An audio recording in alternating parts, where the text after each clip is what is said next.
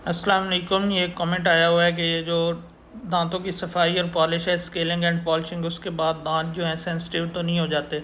तो सबसे पहले तो हम आपने ये देखना है कि दांतों की सफाई और पॉलिश होती कैसे है। तो ये हमारे पास एक अल्ट्रासोनिक मशीन होती है, उसके साथ आपके दांतों के ऊपर जो पत्थर सा जमा हुआ है तो उसको हम उतारते हैं, जो आपके स्टेन्स हैं उसको रिमूव करते हैं। तो अक्सर ये होता है कि वो जो पत्थर है उसकी वजह से आपके जो मसूड़े हैं वो ऑलरेडी इतने ज़्यादा इन्फेक्टेड हो चुके होते हैं और उनका रिसेशन हो चुकी होती है, प्रॉपर आपके मसूड़े जो है ना वो दांत को छोड़ के नीचे जा चुके होते हैं।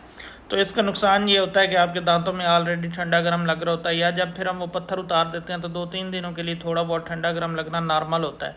तो वो कोई परमानेंट लॉन्ग टर्म सेंसिटिविटी नहीं होती, वो आपका जो है बिल्कुल 1-2 दिन तक वो रहता है, उसके बाद बिल्कुल आपके दांत ठीक हो जाते हैं, मसूड़े हेल्दी हो जाते हैं। तो ये कोई ड्रॉबैक नहीं है स्केलिंग एंड पॉलिशिंग का, ये नॉर्मल इफेक्ट है।